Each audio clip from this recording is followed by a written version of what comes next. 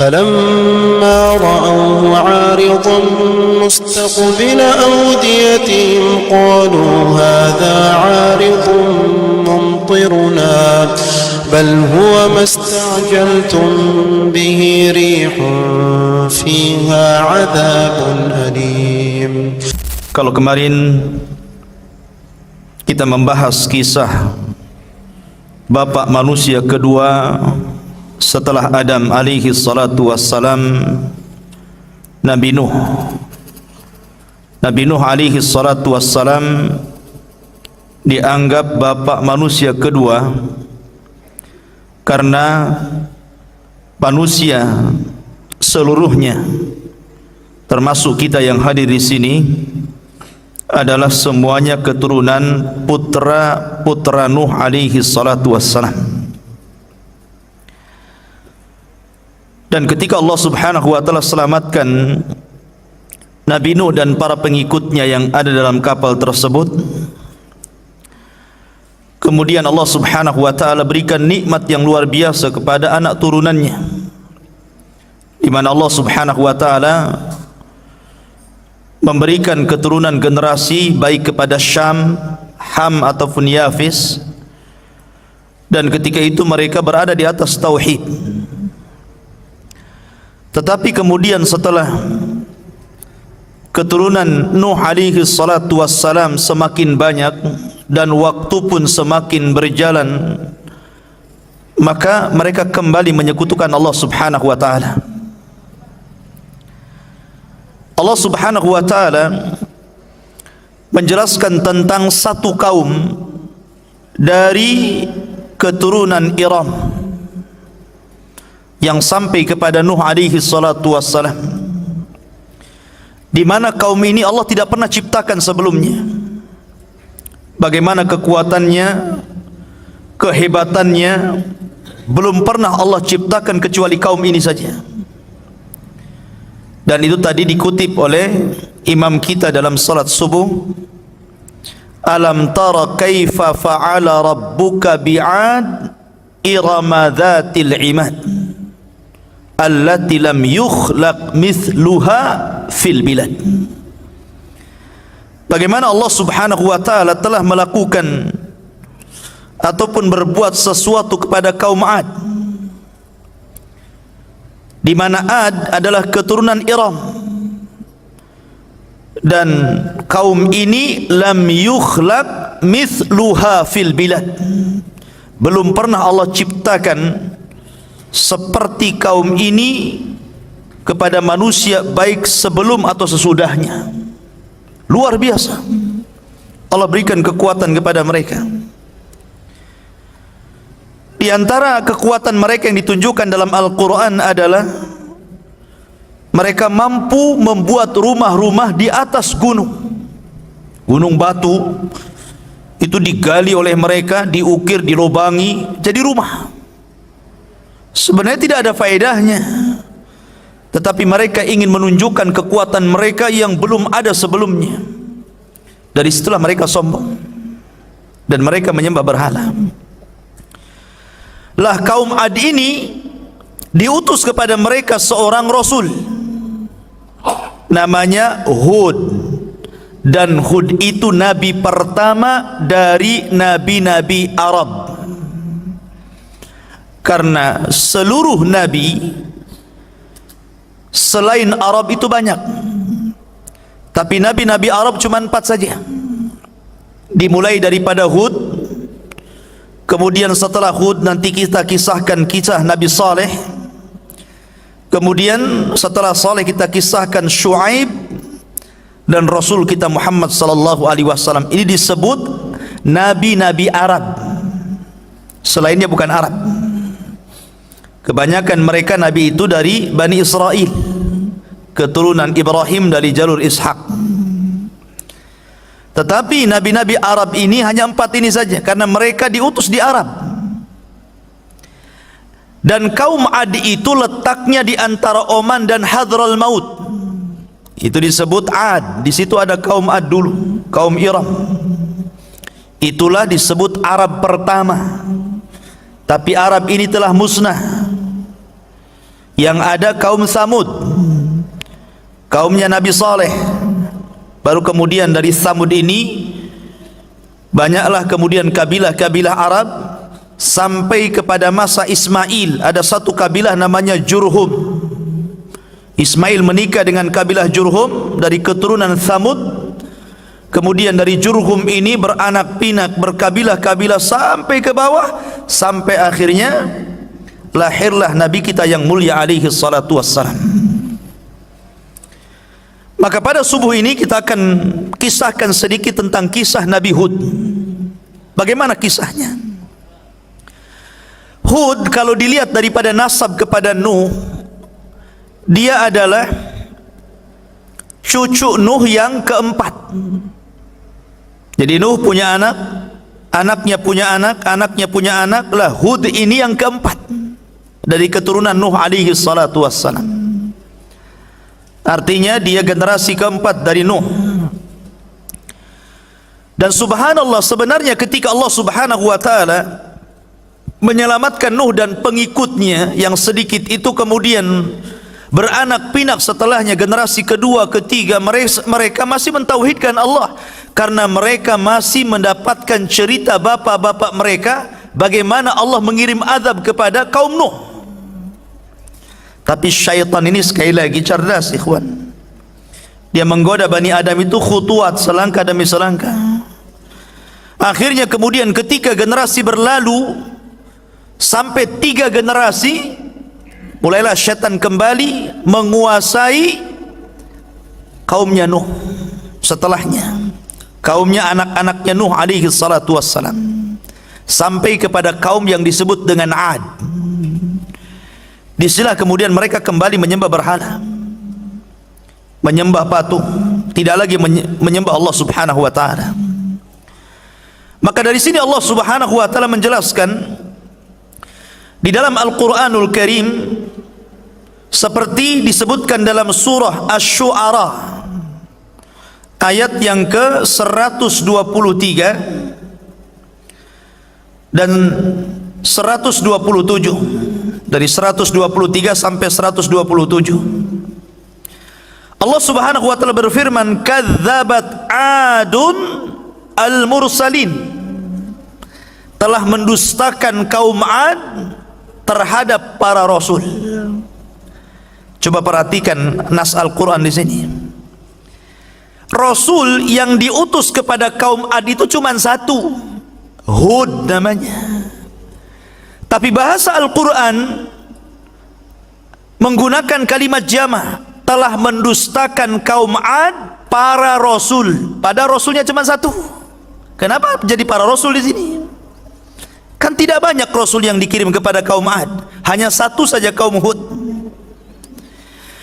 Bahasa Al-Quran ketika mengatakan bahwa kaum Ad telah mendustakan para rasul, karena siapapun di antara manusia yang mendustakan satu utusan Allah, berarti dia telah mendustakan seluruh utusan Allah.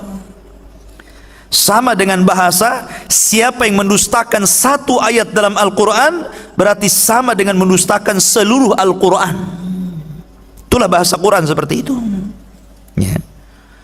Kemudian Allah mengatakan, idh qala lahum akhuhum, ketika Nabi mereka Hud berkata kepada kaumnya Ad, ala tattaqun, kenapa kalian tidak takut kepada Allah? Kenapa kalian tidak takut kepada Allah? Inni lakum rasulun amin, saya ini hanya sekedar utusan Allah yang menyampaikan amanah Allah, itu saja. Fattaqullaha wa ati'un, maka bertakwalah dan taati perintahku. Wa ma as'alukum alaihi min ajrin in ajriya illa ala rabbil alamin, saya tidak minta upah kepada kalian, karena saya hanya meminta upah kepada Allah subhanahu wa ta'ala. Seluruh para nabi, ikhwan, mereka mendakwahkan dakwah tauhid, termasuk Hud alaihi salatu wassalam. Tapi lihat jawabannya, jawaban kaum Hud yang disebutkan dalam surah Hud itu sendiri. sampai diabadikan namanya ya, seperti Nuh dijadikan nama surat, Hud juga dijadikan nama surat dalam Al-Quran, karena dia nabi pertama dari nabi-nabi Arab. Masalahnya kalau Nuh disebutkan nama surat karena dia rasul pertama, supaya orang tahu kenapa Nuh dijadikan nama surat sementara banyak rasul dan nabi tidak dijadikan nama surat. Karena Nuh itu rasul pertama, sebagaimana Hud adalah nabi pertama dari nabi-nabi Arab. Ma'asyiral muslimin, mereka mengatakan dalam surah Hud, qalu ya Hud ma ji'tana bi bayyinatin wa ma nahnu bitariki alihatina an qaulika wa ma nahnu laka bimu'minin. Lihat, mereka mengatakan, wahai Hud, apa yang kau datangkan kepada kami ini, kami tidak melihat ada bukti bahwa engkau seorang rasul, seorang nabi. Bahkan kami tidak akan pernah meninggalkan Tuhan-Tuhan kami gara-gara ucapanmu, dan kami tidak akan beriman selamanya.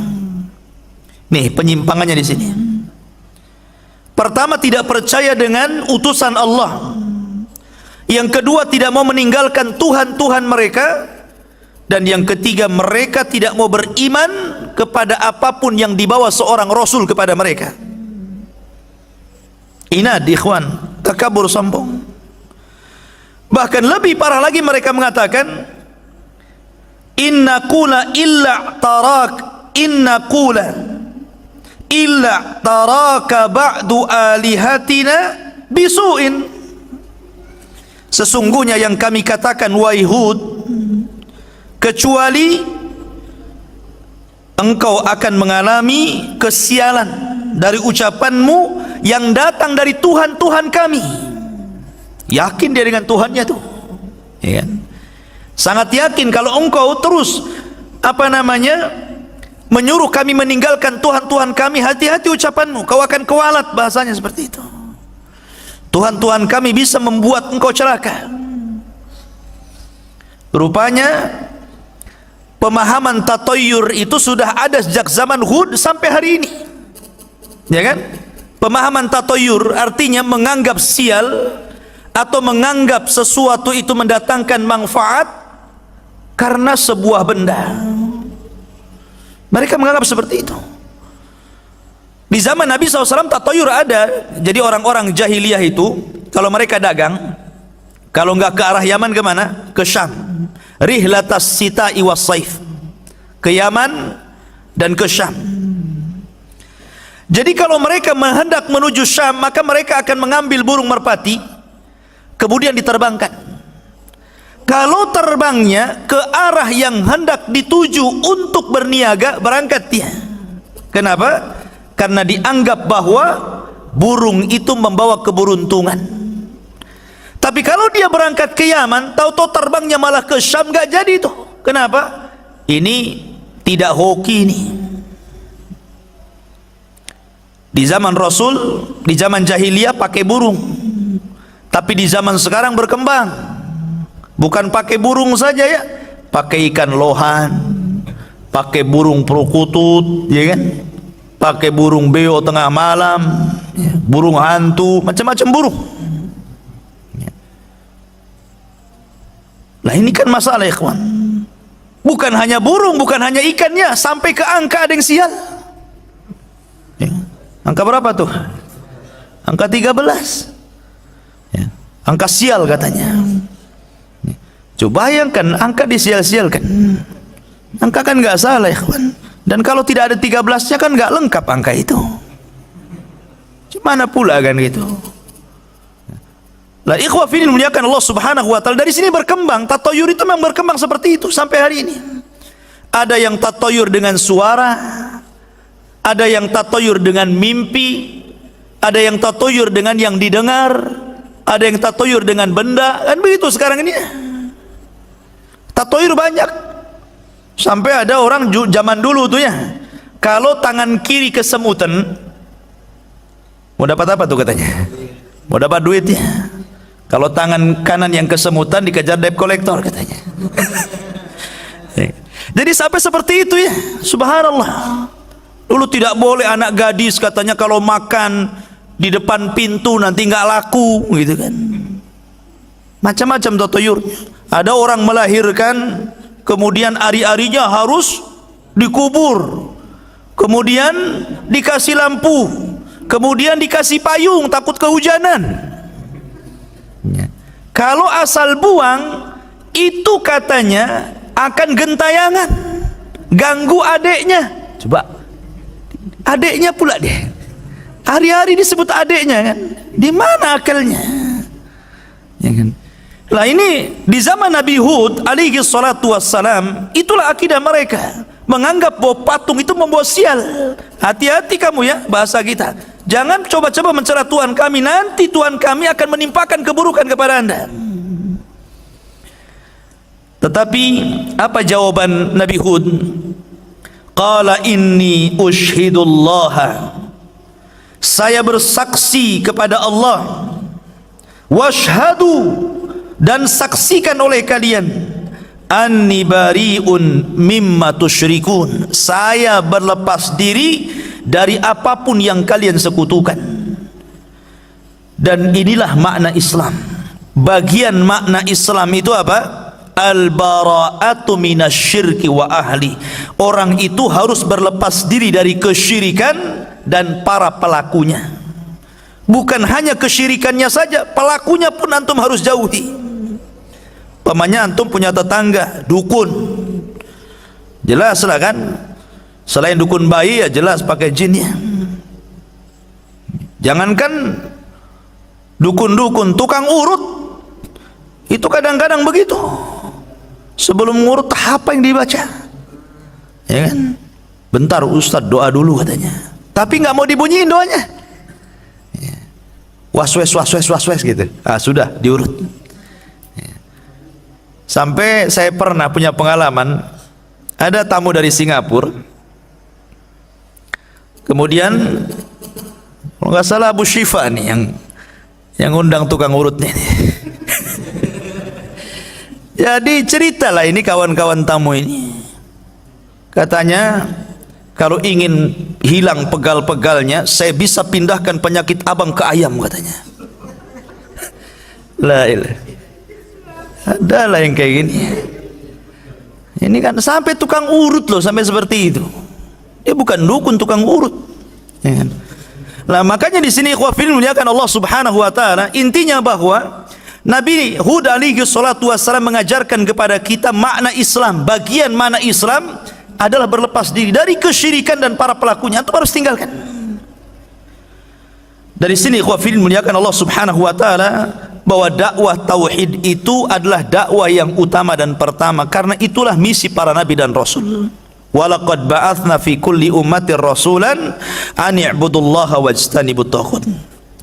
Tapi apa yang terjadi dengan kaum Ad ini? Kaum Ad itu terus menentang. Akhirnya waktu apa yang Hud alaihi salatu wassalam katakan kepada mereka, bahwa kalau mereka tidak beriman, maka tunggu adab Allah akan sampai kepada kalian. Tapi mereka tidak percaya. Dari situlah kemudian Allah Subhanahu wa taala memukodimahi, memulai adabnya dengan apa? Dengan cara paceklik 3 tahun. Sementara kaum Ad itu penghasilan mereka dari pertanian. Coba bayangkan kalau seandainya orang di pinggir laut nelayan gitu kan nggak mungkin ada cerita laut surut. Ada laut surut sampai ke tanah? Nggak ada kan itu. Artinya kalau yang di pinggir laut itu paling mungkin musibahnya ombak atau yang lain gitu kan. Lah kalau petani, air. Kalau petani itu ya. Makanya ikhwafin muliakan Allah Azza wa Jal, ketika kemudian sebuah pertanian tidak dialiri air, pasti masalah. Apalagi 3 tahun. Bayangkan saya, kita nggak hujan 3 bulan saja susah. 3 tahun nggak hujan, ya kering kelontang lah. Akhirnya sudah mulai kelaparan, binatang pada mati, mereka sendiri sudah sebagian mereka mati gitu. Maka mereka, sementara Hud ini sudah meninggalkan kaum Ad karena tidak mau lagi berdakwah kepada mereka. Safar Hud ini kemana? Ke Mekah. Ya, karena dia di Hadraul Maut, Ad itu antara Hadraul Maut dan Oman. Dan sekarang satu-satunya jalur yang paling aman di Yaman itu lewat Oman. Karena Son'a sudah dikuasai orang-orang Houthi, orang-orang Syiah. Jadi kalau orang ke Yaman lewat jalur Oman. Makanya orang-orang Hadraul Maut dekat ke Oman. Dari situlah kaum Ad. Lah Hud sudah pergi tuh, ketika azab Allah mau datang, Hud pergi membawa kaumnya yang beriman kemana? Ke Mekah, dan tinggal di Mekah. Lah setelah 3 tahun paceklik, mereka akhirnya kelaparan. Maka 7 orang yang dianggap paling baik dari kaumnya ini berusaha untuk datang ke Mekah. Karena di Mekah itu bagi mereka ada berhala-berhala yang sangat mulia, lebih mulia dibandingkan berhala yang mereka sembah di Yaman. Kan? Jadi ada kelasnya juga berhala itu. Ada kelas 1, kelas 2 gitu kan. Perangkat mereka. Sampai di Mekah kemudian mereka meminta kepada patung-patung yang ada di sana supaya dihilangkan. Ini sudah dimatikan masih juga ya. Suara apa ini? Jadi supaya dihilangkan musibah yang ditimpakan kepada mereka ketika mereka meminta kepada berhala-berhala mereka. Disinilah ada suara dari langit, seolah-olah suara itu mengijabah doa mereka. Suara itu mengatakan, apa yang kalian kehendaki? Maka mereka mengatakan, kami ingin hujan. Kemudian ditawarkan, baik, kami akan kirim awan yang berbagai macam warna. Ada warna putih, ada warna hitam, ada warna kuning, ada warna merah. Mau yang mana kalian? Maka mereka mengatakan, kami ingin awan yang berwarna hitam. Alasannya, kalau awan berwarna hitam itu lebih banyak kandungan hujannya. Dari sini menunjukkan apa? Allah itu memberikan istidraj dulu, keinginannya dipenuhi dulu. Makanya orang kafir itu, kalau ada orang mengatakan enak kali orang kafir itu hidupnya senang, gak pernah ditimpa musibah gitu kan. Kita ini sudah beriman, musibah banyak ya. Salahnya di mana ini? Padahal Allah mengatakan, wa kana haqqan alaina nasral mu'minin. Adalah kewajiban Allah menolong orang-orang yang beriman. Rasanya nggak ditolong-tolong saya ini, padahal sudah beriman. Innallaha yudhafi'u 'anil ladzina amanu. Allah akan menjaga orang-orang yang beriman. Bahkan Allah mengatakan, man 'amila amalan min dzakarin aw untha wa huwa mu'minun falanuhyiyannahu hayatan thayyibah wa lanajziyannahum bi ahsani ma kanu ya'malun. Siapa yang beramal saleh dari laki-laki dan perempuan sementara dia beriman, maka kami akan cukupkan kehidupannya di dunia dan kehidupannya di akhirat. Ustadz, kami ini sudah beriman, agama kami Islam, tapi nggak pernah dicukup-cukupkan tuh hidupnya. Orang kafir kok enak kali hidupnya. Antum harus paham istilah istidraj. Istidraj itu Allah sengaja membiarkan orang itu di atas kenikmatan sampai kepada waktunya Allah akan azab orang itu. Itu nama istidraj ya. Begitu juga dukun. Kalau jadi dukun meramal kok benar terus, itu istidraj artinya ya, karena tidak semua dukun juga benar ramalannya kan. Mungkin yang benar 1, yang 99 itu dusta. Nah, ini istidraj. Di sini ada pelajaran istidraj. Akhirnya kemudian dikirim, ya sudah kalian pergi ke Yaman. Nanti awan ini akan kukirim kepada kalian. Oh, senang mereka. Senang. Sampai di Yaman, di Ad, mereka kemudian memberitahu bahwa berhala-berhalanya akan mengabulkan permintaan mereka. Datanglah awan, jalan tuh. Semua orang keluar. Coba bayangkan. Semua orang keluar. Mereka tidak tahu bahwa awan hitam itu dikirim oleh Allah untuk mengadab mereka. Mereka sangka awan itu untuk membawa berkah. Keluar semuanya. Tapi ada seorang wanita tua yang paham. Ini gelagatnya beda ini. Ini bukan hujan nampaknya. Akhirnya Allah Subhanahu wa taala betul-betul kirimkan azabnya. Rupanya awan itu membawa angin. Angin yang sangat dahsyat sekali dan pekikan yang luar biasa. Sampai-sampai Allah mengatakan sorsor. Sorsor itu angin di dalamnya ada pekikan yang bisa memutuskan gendang telinga manusia. Jadi dikirim angin yang sangat dingin sekali masuk ke dalam badan, kemudian telinganya hancur. Itu permulaan tuh. Kemudian setelah itu mereka diangkat oleh angin ke langit, nggak turun-turun. Sab'a layalin wa thamaniyata ayyam. Berapa hari di langit tuh? Sab'a layal, 7 hari ngapung di langit.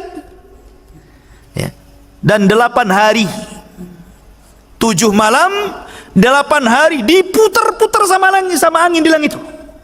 Coba bayangkan tuh, diangkat, tidak ada satu jiwa pun, anak-anak, orang tua, laki-laki ngapung semua ke atas. Kemudian setelah 7 malam 8 hari, maka Allah Subhanahu wa taala kemudian timpakan ke bumi seperti tunggul-tunggul kurma dalam bahasa Quran. A'jazi nakhlin khawiyah. Seperti tunggul kurma. Antum kalau pohon kelapa itu ya dijatuhkan dan jatuhnya lurus, nancap di bumi itu.